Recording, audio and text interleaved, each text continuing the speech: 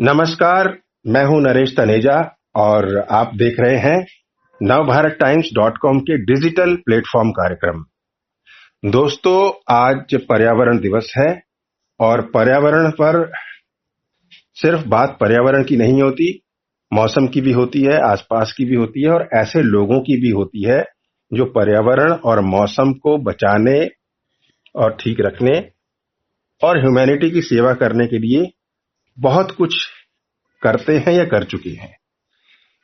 क्या आप कल्पना कर सकते हैं कि कोमा में पड़ा हुआ एक व्यक्ति जो धरती पर धराशायी है, वो एक दिन उठकर पेड़ों को खड़ा करने लग जाएगा धरती के सीने पर, पर्यावरण बचाने के लिए, मौसम को सुधारने के लिए, उसकी रक्षा करने के लिए और ह्यूमैनिटी की सेवा के लिए। ऐसी एक शख्सियत इस वक्त हमारे साथ है जिनसे बहुत लोगों को प्रेरणा मिलेगी। उनका नाम है डॉक्टर दीपक रमेश गौड़। इनको ट्री मैन के नाम से भी देश में जाना जा रहा है। वो थे तो एडवर्टाइजिंग स्ट्रेटेजी की फील्ड से, लेकिन अचानक ऐसा क्या हुआ कि वो उठे और उठकर पेड़ों को खड़ा करने लग गए। उनसे बातचीत करके ही पता लगाते हैं। नमस्कार दीपक जी, कार्यक्रम में navbharattimes.com की आपका स्वागत है। नमस्कार, थैंक यू। आज जैसा कि आप जानते हैं पर्यावरण दिवस है और आपको लोग ट्री मैन के नाम से जानते हैं, तो बड़े संक्षेप में बताइए कि ट्री मैन के नाम से क्यों जानते हैं आप? देखिए, ट्री मैन के नाम से ये नाम बिकॉज मैंने क्या किया, शुरुआती दौर में जिंदगी के हर रंग को, जिंदगी के हर एस्पेक्ट को ग्रीनरी के साथ जोड़ना शुरू कर दिया, पेड़ों के साथ जोड़ना शुरू कर दिया। खुशी है तो पेड़ों के साथ जोड़ दिया, गम है तो पेड़ों के साथ जोड़ दिया, नाचना है तो पेड़ों के साथ जोड़ दिया, रोना है तो पेड़ों के साथ जोड़ दिया। तो वो जो मैं जिंदगी के हर रंग को जब ग्रीनरी के साथ जोड़ता रहा तो एक मजाक टाइप बन गया शुरुआती दौर में। मुझे याद है कि अरे यार, तुमने किसको बुला लिया, ट्री मैन को बुला लिया, अब लो और पेड़ों की बातें होंगी। फिर वो जो ये फ्रेज था, ये फ्रेज बढ़ता गया, फिर आपका नाम उस पे। हाँ, फिर धीरे धीरे वो एस्टेब्लिश हो गया। फिर आप लोगों ने, पत्रकार भाइयों ने बहुत जगह बहुत सारा कुछ क्योंकि मैं ट्री के माध्यम से दोस्ती और भाईचारा के अलग अलग पैमाने तय करता था और बताता था। तो मुझे आज भी याद है कुछ स्टोरीज, जैसे ट्री मैन ने बताए पेड़ों के माध्यम से दोस्ती के डिफरेंट एस्पेक्ट। मतलब उसके बाद फिर आपका नाम ट्री मैन बन गया धीरे धीरे। फिर वो ट्री मैन एक रिस्पॉन्सिबिलिटी की तरह मेरे कंधों पे आ गया। ये तो सबको पता है कि आपका एक्सीडेंट हुआ और कोमा में चले गए, और फिर तो आपने पेड़ लगाने की बात कैसे ठानी? देखिए, ये मैं कहता हूँ बहुत हद तक मुझे ये डिस्टाइन था। मैं तो कोमा के बाद खड़ा हुआ था अपने पैरों पे, तो क्यों मेरे दिमाग में उस समय एक आइडिया पेड़ों को जोड़कर आया। शायद मेरे को शुरुआती दौर में एक पेड़ दिखा जब मैं पहली बार एक तरह से वो सनलाइट में आया। जब मैंने सनलाइट को फील किया, मैं तो सनलाइट भी भूल गया था उस दौर में। तो वो फील करते मुझे सबसे पहले एक पेड़ दिखा। पेड़ ने मुझे इंस्टेंटली ये समझा दिया कि अगर उसको कितना भी काटते रहो, आखिरी पत्ता भी जो रहेगा ना, वो भी आपको ऑक्सीजन ही देगा। और जबकि हमारी दुनिया क्या है, अगर आप सुई भी चुभाओगे ना किसी को, तो पलट के आपको चक्कू मारने की सोचेगा। तो वो चीज जो मेरे को समझ में आई, ये फ्रेंडशिप है। और फिर जिसके लिए अच्छा डॉक्टर साहब, ये भी तो हो सकता है ना आपके दिमाग में, ये भी कहीं सबकॉन्शियस माइंड में आया हो कि कितने भी आंधी तूफान में पेड़ गिर जाता है, जैसे आपकी उस समय कोमा में कंडीशन थी कि कितने भी आंधी तूफान और झकोले से पेड़ गिर जाता है, फिर उठ के संभल के खड़ा हो जाता है। तो आपने पेड़ों को खड़ा करने के लिए उठाई है। मैं डायरेक्टली तो नहीं बोलूंगा, हो सकता है सबकॉन्शियस माइंड में बहुत सारी चीजें आई हों, लेकिन सबकॉन्शियस माइंड में सबसे पहले तो यही आया ना कि मैं, देखिए, वो दौर मुझे आज भी याद आता है। मैं उस पर गम नहीं महसूस करता हूँ, क्योंकि रियलिटी क्या है, इस दुनिया में बहुत गम है, मेरा गम बहुत कम है। तो मैं कुछ नहीं कर सकता था। मेरे को उस दौर में याद है, मैं तो सिर्फ बेड पे पड़ा ही सिर्फ सोच ही सकता था और कुछ भी नहीं कर सकता था। तो मैं सोचता रहा हर पल, जो भी चीज मुझे दिखती थी या कोई मुझसे मिलने भी आता था, तो मैं सोचता रहता था ये मिलने क्यों आया, क्यों, और ये पहले क्यों नहीं आया। वो सारी चीजें जब एनालिसिस बनता रहा ना, तो एक पड़े मैंने एक नरेशन दी थी, मुझे आज भी याद है, और जो कि बहुत बड़ी बात है, जो आप लोगों के लिए भी, एक पब्लिक के लिए भी एक बड़ी बात होगी। कि देखिए, आप सोचिए नरेश जी, चक्रव्यूह को भेदने वाला आज तक कौन हुआ है? That is Abhimanyu, the great Abhimanyu. Abhimanyu ने एक माता के गर्भ में रह के महाभारत का युद्ध सीखा, समझा और उसमें चक्रव्यूह भेदने का तरीका सोच लिया और फिर उन्होंने खड़े हुए बाहर निकले और चक्रव्यूह को भेदा उन्होंने। वही सेम चीज शायद इनडायरेक्टली मेरे पास हुई है, क्योंकि मुझे जब हॉस्पिटल से डिस्चार्ज किया तो मुझे एक बेसमेंट में रख दिया गया। बेसमेंट क्या होता है? धरती माँ का गर्भ। मैं 9 महीने 9.5 महीने से उस गर्भ में पड़ा रहा और मैं एक बेबी की तरह तो था ना। उससे जो अंकुर फूटा वो धरती पर पेड़ों के रूप में फैल गया। जब घर से बाहर निकला तो मेरे दिमाग में आया, मतलब मेरे को शायद डेस्टिनी ने निर्धारित किया कि मुझे अब इसको प्रदूषण के चक्रव्यूह को भेदने का तरीका समझाना है। बिल्कुल, तो शायद मैं वैसे बीज अंकुरित हुआ बेसमेंट में, वो प्रदूषण को भेदने के लिए अंकुरण जो हुआ वो बाय डिफॉल्ट हुआ जी। वो सब कहना चाहूंगा हाँ कि ट्रीमैन एक अलग उपाधि है। डॉक्टरेट की उपाधि किस विषय में आपके पास है? जी, डॉक्टरेट की उपाधि मुझे मिली इन्वायरमेंटल इनोवेशन पे। हैं जी? इन्वायरमेंटल इनोवेशन या ग्रीन इनोवेशन। और वैसे भी अगर मैं मैन ऑफ इनोवेशन यानी फॉर्मर प्रेसिडेंट हमारे पूर्व राष्ट्रपति मतलब पूजनीय एपीजे अब्दुल कलाम जी का स्टूडेंट हूं या उनसे मैंने कुछ ड्राइव किया, तो मेरी चीजें तो सीधी होंगी भी नहीं ना। मैं जो भी कुछ करूंगा वो बहुत इनोवेटिव होगा, वो बाय डिफॉल्ट होगा। अच्छा डॉक्टर साहब, ये एक बात बताइए कि ये जो आप पौधे वितरित करते हैं, मैं पब्लिक की जानकारी के लिए पूछना चाहता हूँ, एक तो कब से कर रहे हैं आप? ये मैंने पहला प्लांट इस सीरीज का मैंने, देखिए उसमें भी एक इनोवेशन सोची थी। एक न्यूक्लियर फिजन रिएक्शन मैं शुरू करूंगा। किसके हाथों से शुरू होगी? जो न्यूक्लियर फिजन या न्यूक्लियर इन्वेंशन का हमारे देश में बड़ा प्रतीक है, यानी former president doctor APJ Abdul Kalam. उन्होंने मुझे एक ट्री मेरे हाथ में भेंट किया।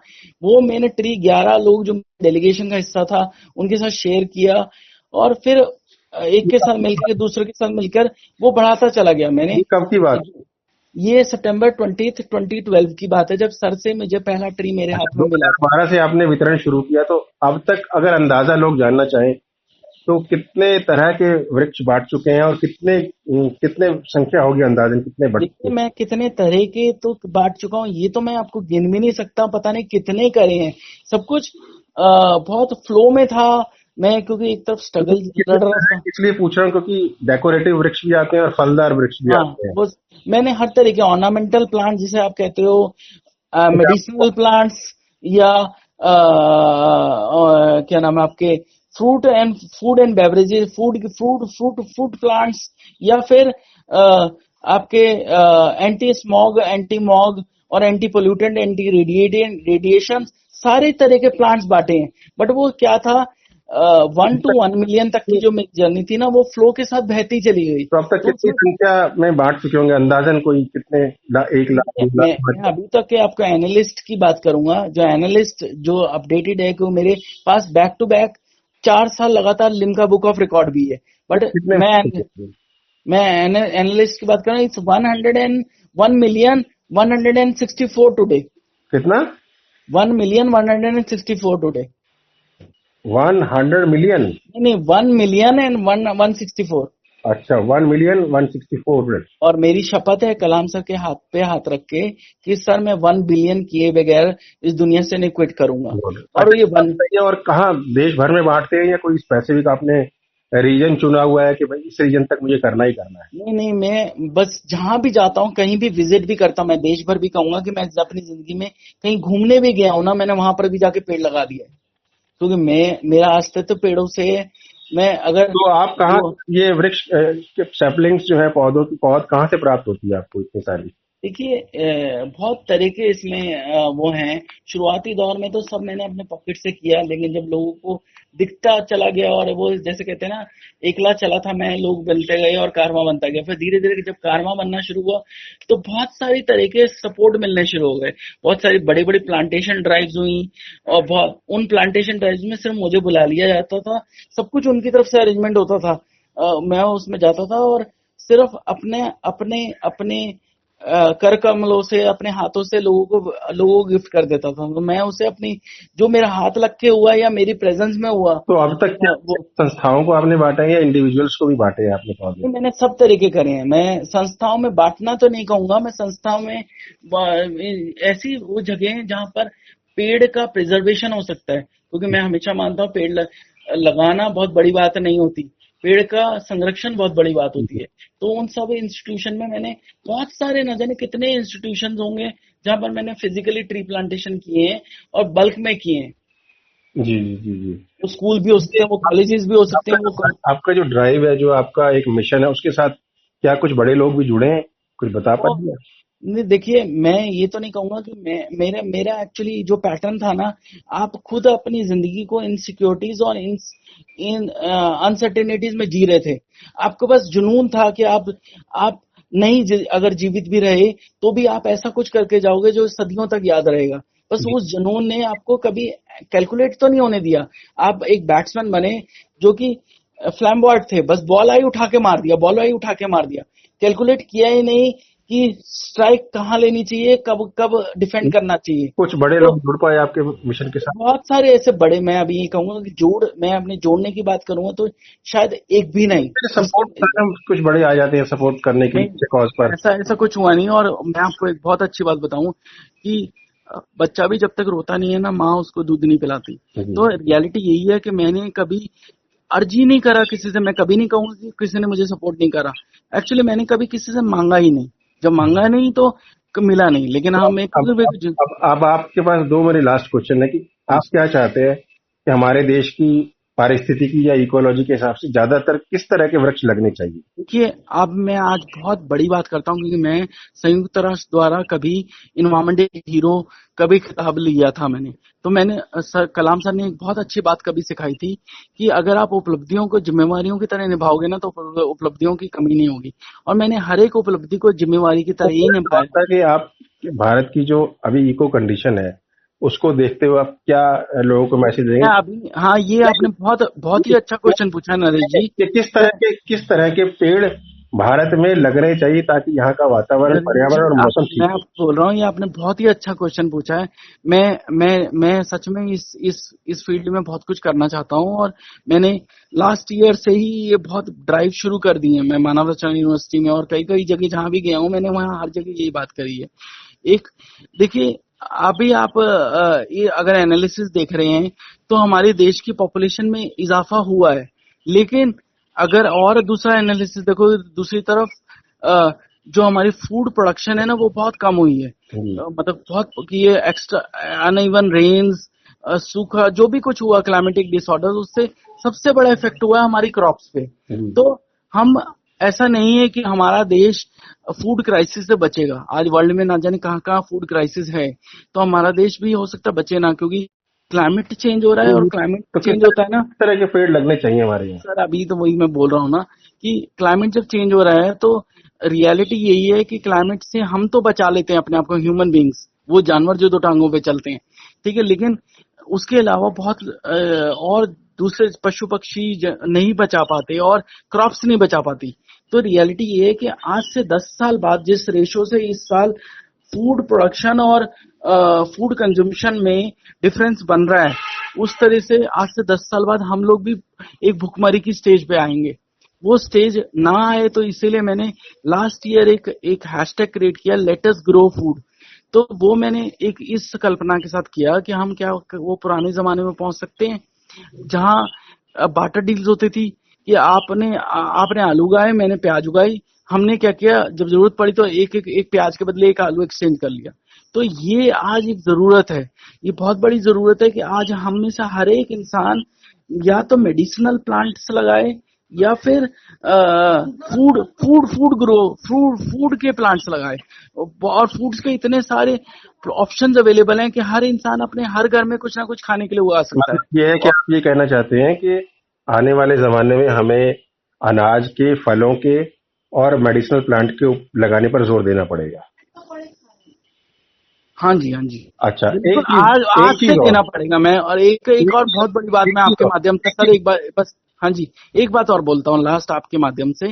देखिए, कुछ लोग हैं जो मेरे जैसे हैं, कुछ लोग हैं इस देश में, इस विश्व में, जो मेरे जैसे हैं, जो बहुत कर रहे हैं, बहुत करने। एक्चुअली हम लोगों को नहीं, हम लोगों का कोई अस्तित्व नहीं है, क्योंकि कुछ लोग अगर बहुत करते हैं तो कुछ बहुत बनता है और कुछ बहुत की ना कोई वैल्यू नहीं होती।